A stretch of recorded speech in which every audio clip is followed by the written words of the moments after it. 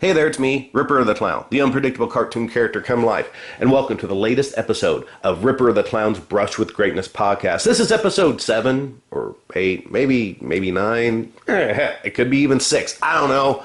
I kind of lost track of the episode numbers, and, honestly, I haven't been paying attention anyway, so, whatever. This episode features an interview with Barbara Goodish, the widow of pro wrestling icon and legend Bruiser Brody. Now, I'm still brushing off old interviews from the vast Ripper the Clown archives, and this interview took place in 2011, approximately 1 year before Ripper the Clown was born on stage, and it coincided with the publication of my very first fiction book, which was entitled Dead Wrestlers, Broken Necks, and the Women Who Screwed Me Over, wherein the first reference of Ripper the Clown occurred. And I remember this interview took place in early June 2011, and along with coinciding with the release of Dead Wrestlers, Broken Necks, and the Women Who Screwed Me Over, it also coincided with some really troubling events in my life regarding my ex-girlfriend Bethany. And I recall Barbara Goodish calling me a few days before the scheduled interview to discuss a couple things, but I couldn't answer because I was downtown during a tornado warning and my ex-girlfriend Bethany was with me. Now, those of you who are familiar with my comedy, you've possibly heard me mention this. I've mentioned it many times. This was the incident where I had to drag Bethany out of the street because she stopped in the middle of the street to get into a fight with a thundercloud. I'm not joking. This really happened to me. And as this was occurring, as I was pulling Bethany out of the street because she was punching and kicking at this cloud, my cell phone was going off, and that call was from Barbara Goodish. Now, how many of you can claim that as a tornado came through downtown, you were dragging your ex-girlfriend from the street as she was fighting a thundercloud at the same time Bruiser Brody's widow was ringing your cell phone? Not many.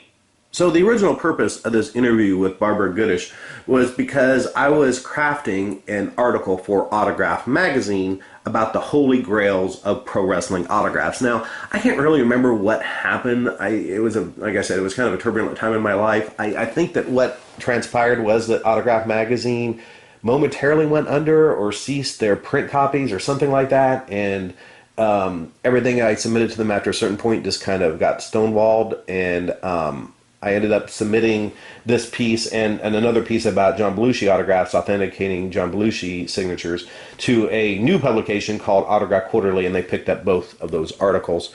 I think Autograph Magazine, I think it's still online, but around that point in time, their print edition stopped.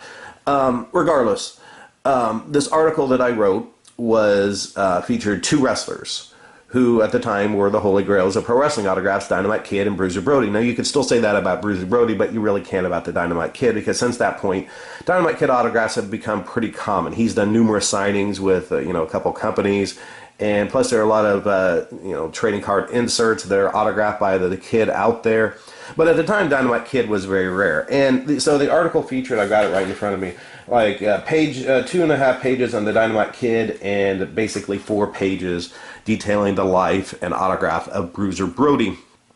And I'm really proud of this article because this article featured the first exemplars of Brody's signature published outside of Japan. And since that point, before that point, you couldn't really find any examples of Brody's autograph anywhere, because trust me, I looked. And I got a hold of some authentic items, and I included them in the article because I thought that it was important for collectors to be able to see what Bruiser Brody's autographs look like. And I'll include images from the article as we watch as we listen to the Barbara Goodish interview. The segment on Bruiser Brody was called Cult Hero. And I'm going to read a little excerpt from that because the intro paragraph, I don't know, it's always struck me as something that I'm really proud of, so I'm going to read that to you right now. Cult Hero Bruiser Brody. As a kid, I was only exposed to King Kong Bruiser Brody through photos in black and white wrestling magazines, and the image of this monster scared me. Wild, curling, long black hair, big, burly beard, harsh, intense eyes, forehead deep with scars, usually wrapped in fur chains and covered in blood. I vividly recall reading that 1988 Pro Wrestling Annual that first informed me of Brody's murder. Despite being petrified of Brody's persona and having never seen any of his matches, the news of his brutal murder would be the first of many pro wrestling deaths that troubled and saddened me.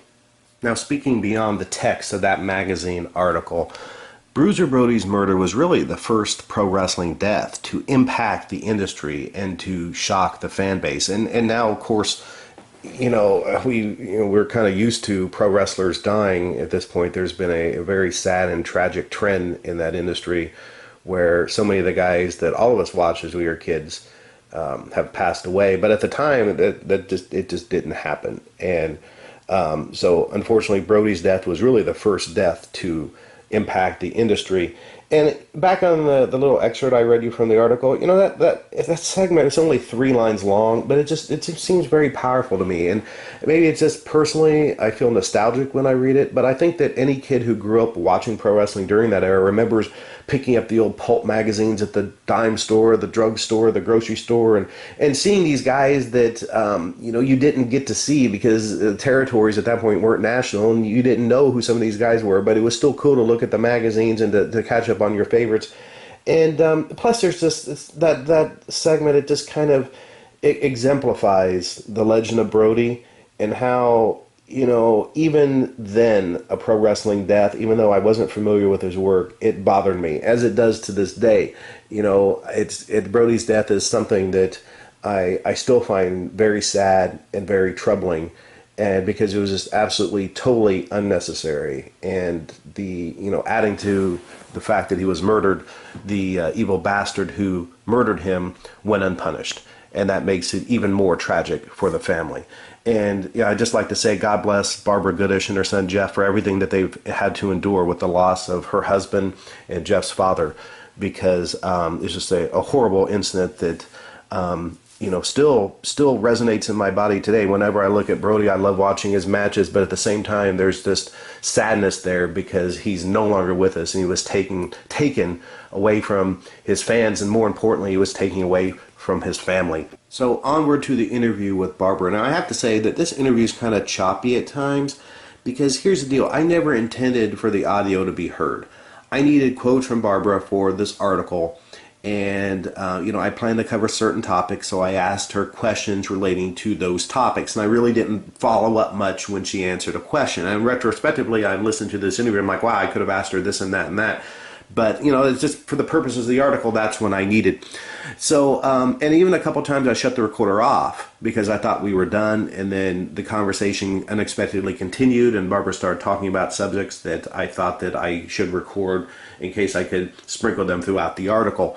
So, we cover a variety of topics. It's really insightful. I won't go through those now. They're all in the video description. But you know what? Just imagine what would have happened if Brody went to the WWF. Now, I've seen so many articles online about, the top 10 matches that never happened that we wish we could have seen. And, it's always Steve Austin, Goldberg, blah, blah, blah.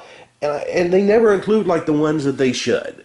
Hogan versus Brody, Randy Savage versus Brody, Jake the Snake Roberts versus Brody, all those matches, if Brody was with the WWF, they would have happened. And then Stan Hansen versus Bruiser Brody, which was what they were building to in Japan, which was supposed to be the program when Brody returned from Puerto Rico. But unfortunately, Brody was murdered in Puerto Rico, and the feud with Hansen and the WWF stint never occurred.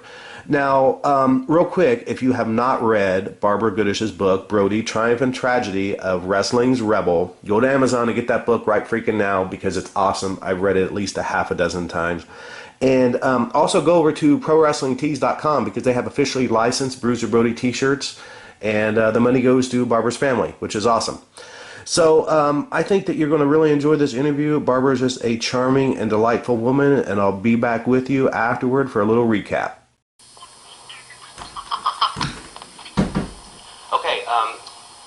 Per the questions that I sent you, how would you describe your husband's popularity during the 80s? He was very popular, but it wasn't so well known because this was before computers and internet and cable TV had just begun. So I think he was more popular than I even realized until after his death, when the fans from that period of time contacted me and told me stories about him. But in Japan, I do know how popular he was in Japan because I think he was so renowned over there, and after his death, the Japanese company took my son and myself over there, and he would always say to me, you would not believe what it's like in Japan compared to what it's like in the States, because they were celebrities over there in Japan, and I felt that for, I think they took us over for 10 days, and I lived that life for 10 days, not being able to go anywhere, and just how they thought of him and how they treated my son and myself. I mean, it was an experience that I could never have lived, and now I understand what he meant when he said, you have to be in Japan to understand what it's like. I remember seeing the photos of you and your son, I believe, in PWI. They had photos of you and your son when they did that tour, when they took you on that tour of Japan. I know there was press conferences, there was, I mean, it was incredible. Mm-hmm. My son had his own, he had two people that kind of took him out and bought him things. There was a Japanese, and then there was a English-Japanese. And in fact, it's funny, when a child is young, at 7 years old, him and the Japanese, they couldn't speak the language, but they seemed to get along really good.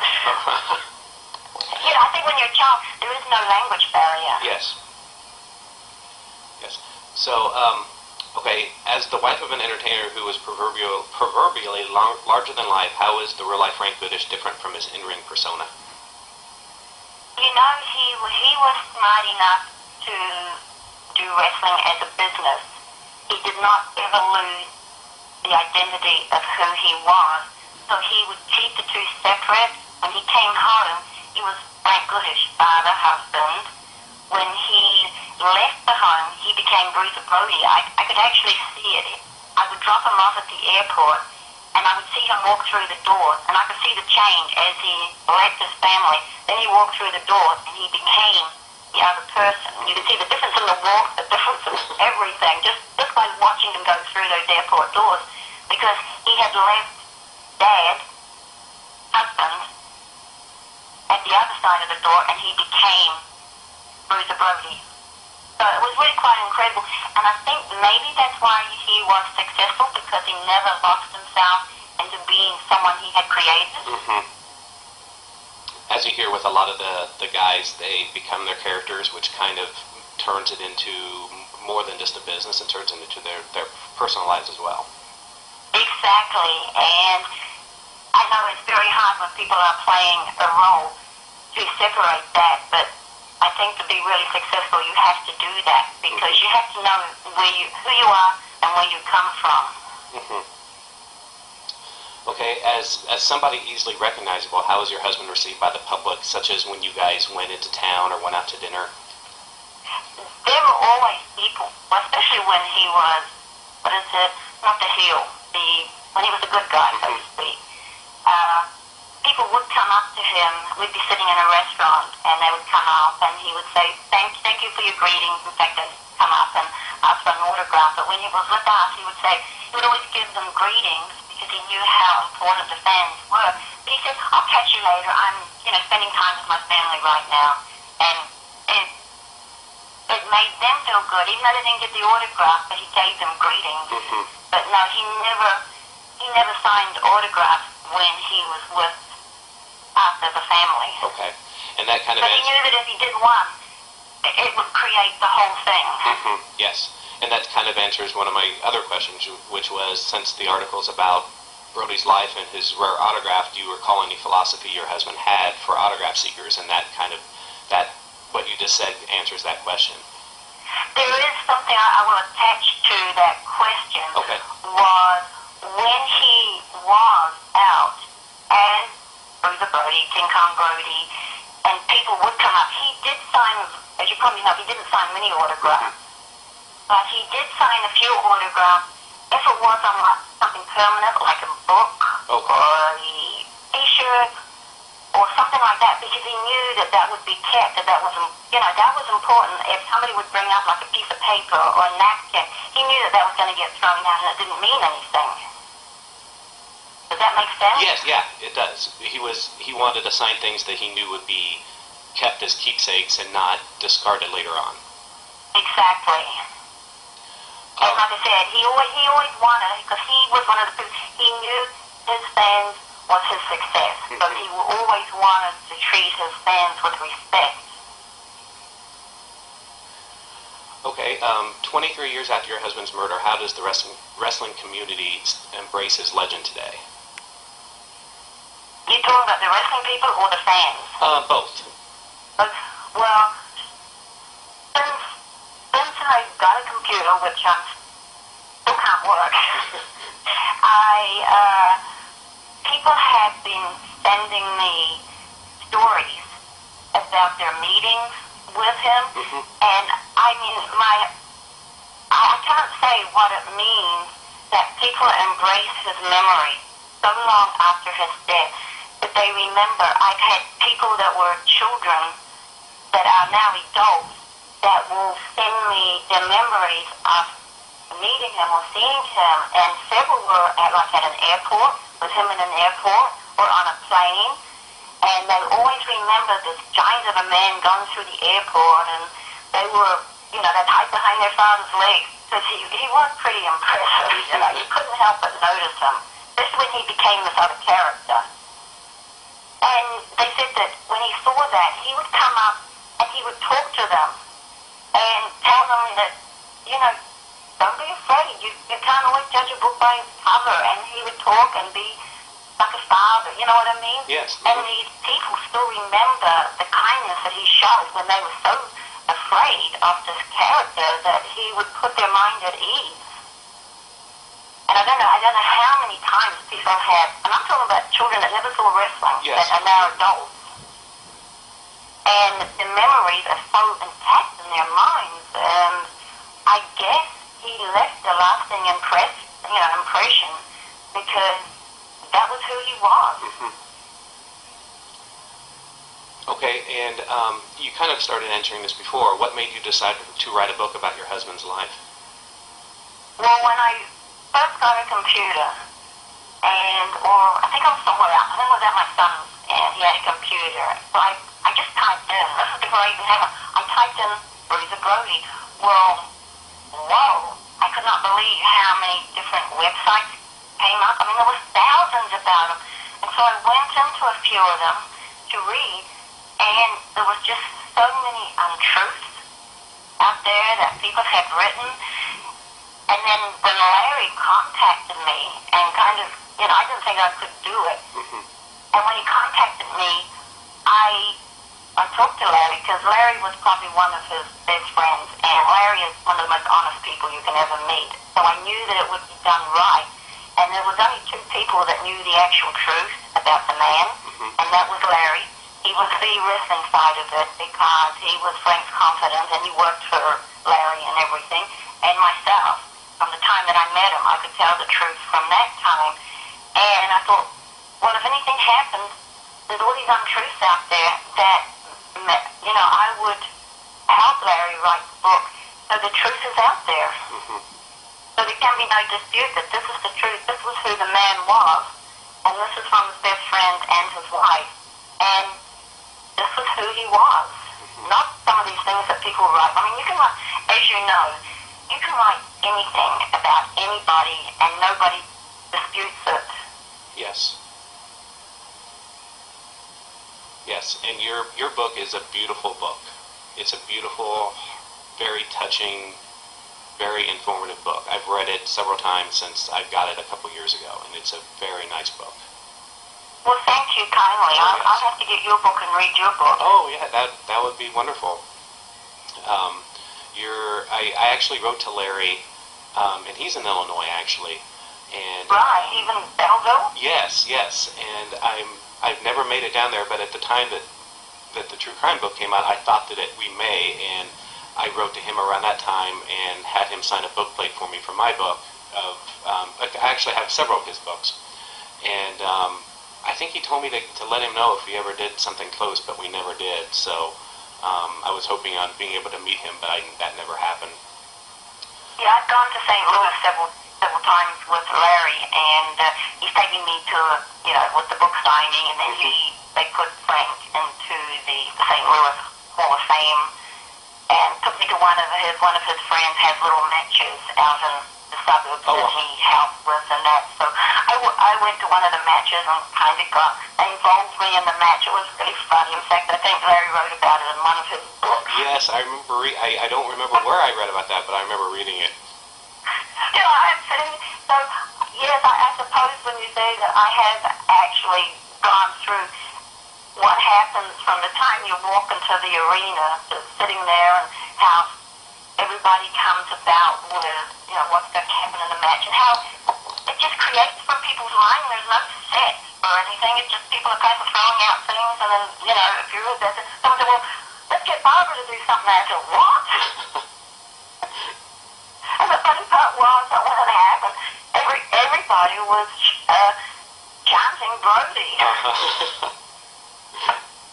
So I've experienced that, and I got in the ring when they did a little memorial for Franklin, Japan, too. We had to get out. They did the 10-bell count, which is the respect for the fallen, and me and Jeff had to get in the ring, and we were just in the ring by ourselves. So, and then I had to do something over there, too. I was like, wow, they take me over there, and they put me to work as well. So I have to admit, I'm glad I did it, because it was an experience, and it made me understand so much more what Frank had been talking about, because he would always, sometimes he would talk about his business. He'd be sitting at the kitchen table late at night after Jeff had gone to bed, and he would talk about his business, and I think that's why like I said, he made it a business, so he talked about it, because I was the mark. He would say things through me because I didn't know anything about it. So he took my reactions a lot of times. Mm-hmm. Knowing that I'm probably like half the people that are, a lot of people that are sitting in the ring, or sitting as a. I meant to say something. You know how you get your mind drifts so far ahead that you lose track. Yes. That's old age, believe me. So, how do you've already addressed how the fans in the wrestling community, they still honor Brody's legend. What about the wrestling community itself, like the wrestlers from the past and present, and say WWE, TNA? Do you ever hear from them, or do you feel as though Brody's influence is still in the wrestling world? I feel it is, because now I had, Casey Carnage. The name sounds familiar. Yeah, he has a Chronicles through Facebook and that. And, I lost track, but you have to give me a minute. My dog was barking outside. So, what was... ask me that question again. I'm sorry. No, that's okay. That's okay. You got me on record too. Yes. How do the current and past wrestlers, or the current organizations, how do they also embrace Brody's legend? Do you feel as though they still his legend lives on in the current product? Right. Now, to go back, there's a new wrestler out there. I think it's called Joseph Hudson, if I remember. If you look him up on Facebook, in fact, Dutchman Powell had told me about this person, and if you look him up on Facebook, he's doing Frank's gimmick quite well. When I first saw his photograph, because it was so little, I had to look twice. So before I say, look him up. So, that's flattery. Doing that is flattery to the person when you copy the person. But I think it's Joseph Hudson. But look him up on Facebook and email me and tell me what you think of him. Yes, I'll look him up on your page. And also, there's WWE put out, they contacted many years ago, and they put out a doll. Yes. A doll, like my son would just say, it's an action figure. Not doll, it's an action figure. They put out an action figure on Frank, and I think they've done a few videos and things. Just in with us things like with the Dallas office and everything like that when he was with Von Erichs and things like that. So, yes, they still remember him. And like I said, I have a lot of the old-time wrestlers that I'm in contact, Jimmy Snooker and Van Hansen and Dutch Mantel and a lot of those people I'm still in contact with. Oh, and have you heard of the Chief Herders? Well, I think they're the Bushwhackers now. Yes. Yeah, so there's several of the old timers that I knew when Frank was alive that I'm still in contact with, because these are all people that Frank had a lot to do.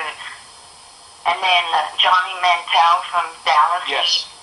That always told me he was the one. I mean, Frank did so much for some of these people in Japan. He took them over there and he kind of took them under his wing and kind of told them the ropes. Because Japan, I mean, that's a real business over there. A lot of these people will contribute a lot to Frank when they were starting off in the wrestling business. So, yes, I've had such a lot of good feedback from a lot of people. Yes, that's, you know what, I think we've covered all my questions. Yep, we've gone through them. Okay, So I don't understand anything, just okay. hit me up. Yeah, it's, I'm going to go ahead and shut off my recorder now. I didn't think, I wasn't thinking, I didn't think anything would be valuable. I mean, these are just old things and memories, and I wish I kept a lot of the things. Yes, I hear... It's with his signature on it and everything. Yes, because I actually, I don't know if you remember this, and I actually wrote to you many years ago via regular mail asking if you had anything signed. And you wrote me, I think his name was Mitch. At that point, you sent me an email through Mitch saying that you would look. So yeah, his signature is really hard to find.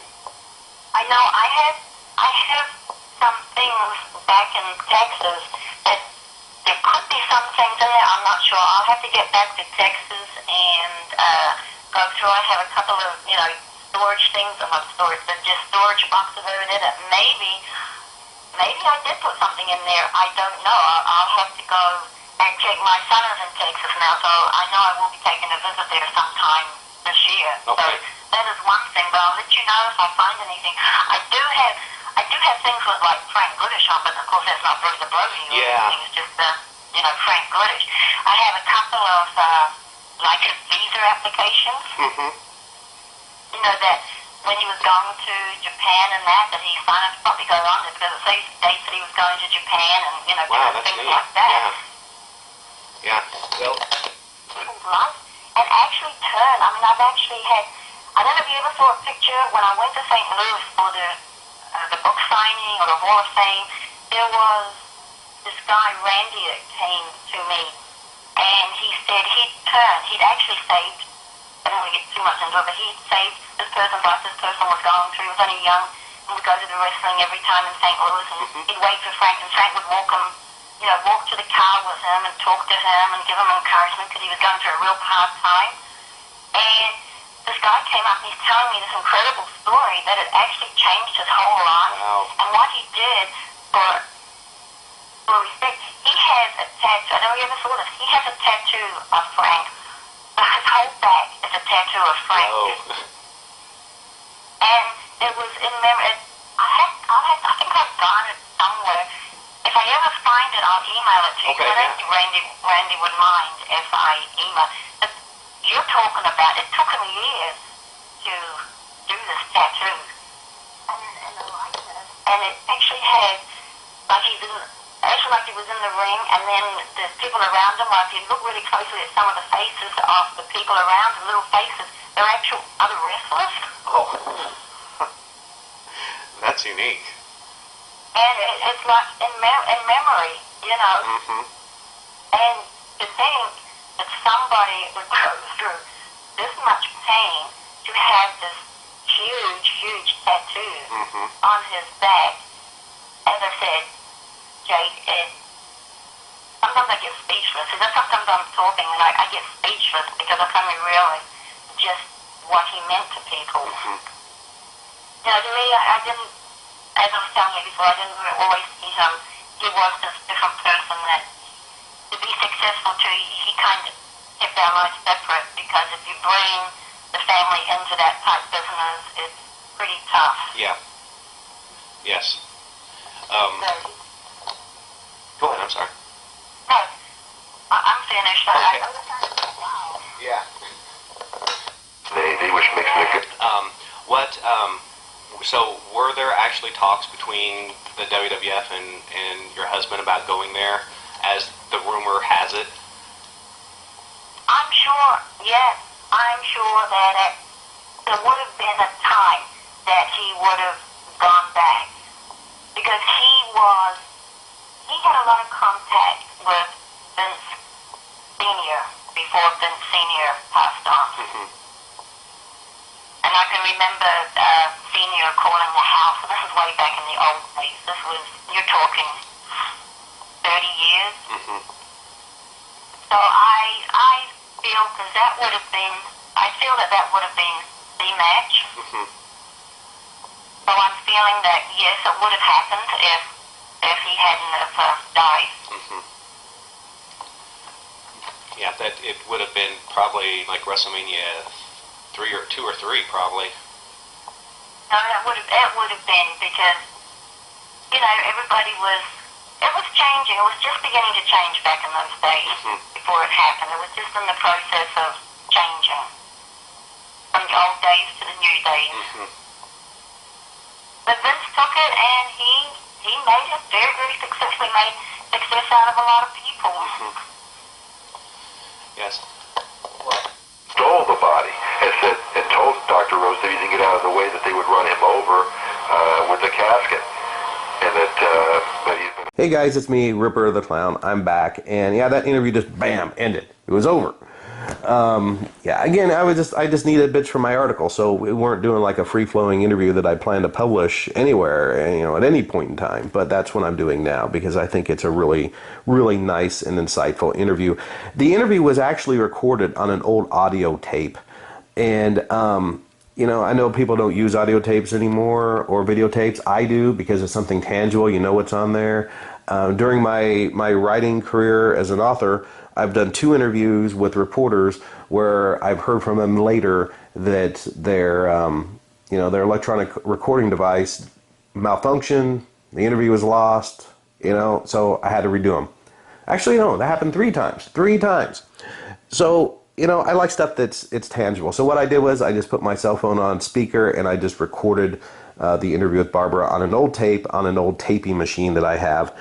And if you could hear when I would stop and then start recording, in between there'd be like little garbled sections, and it's because that tape, I was recording the Barbara interview over an old radio interview that I taped back in the day of this guy talking about the JFK assassination. So I think you heard a couple little snippets of him, and at the end, at the interview, I was listening to it the other day, and after the interview with Barbara ended, he was talking about how that some guy who was at the JFK assassination was also at the RFK assassination. But anyway, I digress. Listening to that interview, and I haven't listened to it in 5 years, again, Barbara Goodish is just an absolutely delightful and gracious woman. And you could tell in this interview that she's not only a strong and courageous woman, but she still loves her husband after all of these years that he's been gone. And it just really touches me. I think it's really sweet and really romantic. And it just makes me teary thinking about it. So my heart and my love and prayers go out to you, Barbara, and your family, if you're listening.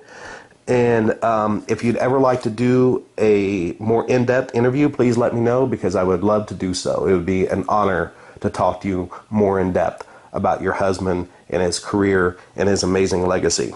Now, since you're here, check out my pop culture comedy channel here on YouTube. I've got over 400 videos. Many of them are pro wrestling related. And the Brush with Greatness podcast, they're all on my channel here. We've got interviews with Joyce Randolph from the Honeymooners. She's the last living cast member from the Honeymooners.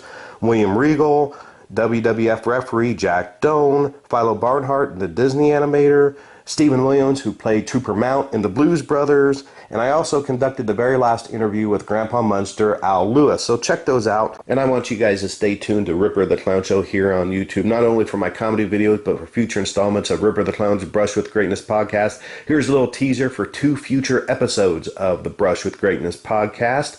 Number 1, a circa 2007 interview I did with Pat Priest, who played Marilyn Munster on The Munsters. This is an extremely fun and insightful interview.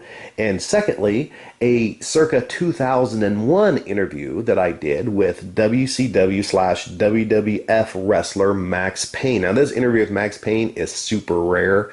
It was actually cited in one of the Chris Benoit murder books that came out a few years ago. And I've never seen another interview with Max Payne out there. This initially appeared on my website when I was doing pro wrestling articles in text form, but I'm going to be publishing the audio for that very soon. So check back, and again, check out all my videos here on YouTube. I thank you for watching, and since you're here, you better well subscribe.